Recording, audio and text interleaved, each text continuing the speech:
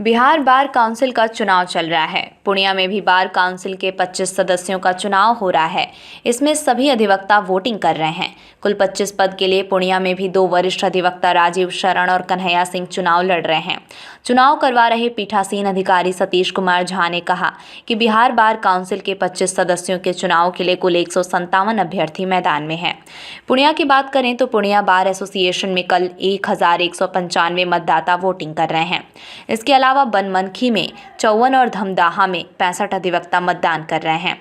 मतदान सुबह 10 बजे से 5 बजे तक चलेगा। शांतिपूर्ण माहौल में मतदान हो रहा है। इसमें 1 से लेकर 25 तक वरीयता क्रम में मतदाता अपना वोटिंग कर सकते हैं।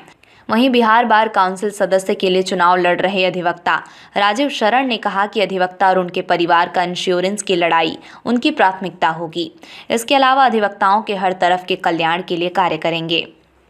सतीश कुमार झा जिला अधिवक्ता संघ पूर्णिया का एक सदस्य हूँ और बिहार राज्य विधिक परिषद के सदस्यों का जो निर्वाचन हो रहा है उसमें मुझे अधिकृत किया गया है प्रिजाइडिंग ऑफिसर के रूप में और बड़े शांतिपूर्ण माहौल में सभी पंक्तिबद्ध होकर के अपना मतदान कर रहे हैं और ये हमारी संस्था जो है वो संपूर्ण बिहार के आशा करता हूँ कि अधिवक्ताओं के हित में और न्यायार्थियों के हित में भी काम करेगी। इसी कामना और उम्मीद के साथ बड़ी संख्या में लोग मताधिकार का प्रयोग कर रहे हैं। बार काउंसिल के सदस्य का ये इलेक्शन हो रहा है। हाँ जी। टोटल कितने कैंडिडेट हैं और कितने पदों का चुनाव होना है? कुल इसमें 157 अभ्यर्थी हैं जिसमें से 25 का चयन करना है। यही 25 जी, यहाँ पर 1195 मतदाता हैं कुल। चुनाव को लेकर किस तरह की प्रक्रिया अपनाई गई?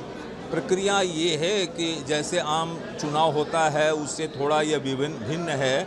जैसे राष्ट्रपति का चुनाव होता है या राज्यसभा के या विधान परिषद के सदस्यों का निर्वाचन होता है, वही आनुपातिक प्रतिनिधित्व प्रणाली के आधार पर एकल संक्रमणीय मत पद्धति के द्वारा यानी वरीयता के क्रम में 1, 2, 3, 4, 5 से 25 तक के सदस्यों को लोग मत दे सकते हैं।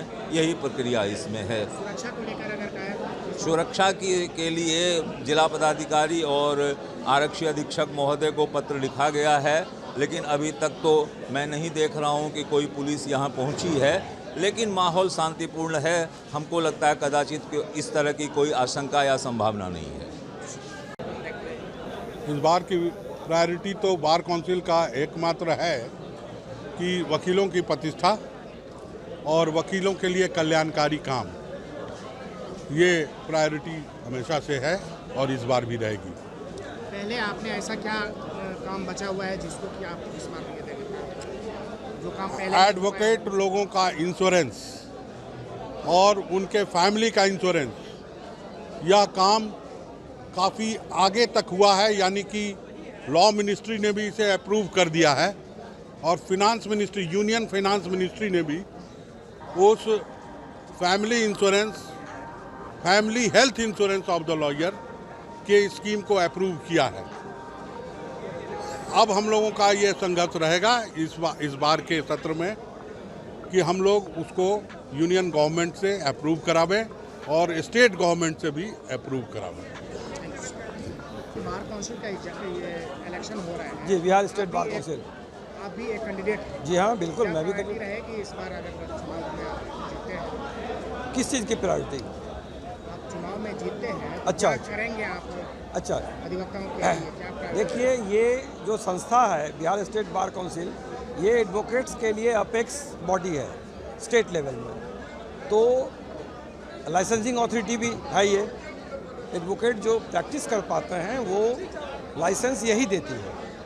तो ये तो खैर इसका काम है और इस एडवोकेट्स के वेलफेयर के लिए जो एक कॉमन एक प्लेटफॉर्म है और इसमें बहुत कुछ किया जा सकता है। जैसे एक तो अधिवक्ता का जो जनरल वेलफेयर है उसके लिए स्कीम बनाई जा सकती है और इसके अलावा जैसे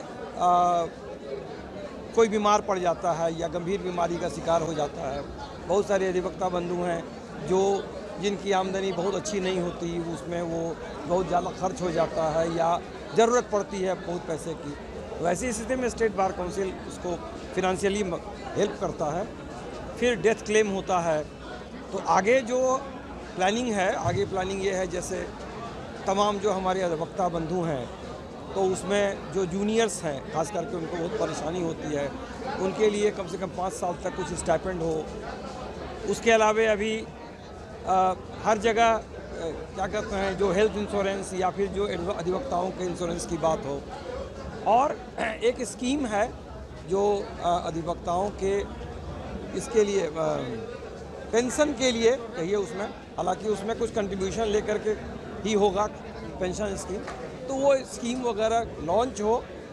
अधिवक्ताओं के लिए जो एडवोकेट प्रोटेक्शन एक्ट लंबित है तो वो उसको पास कराया जा सके।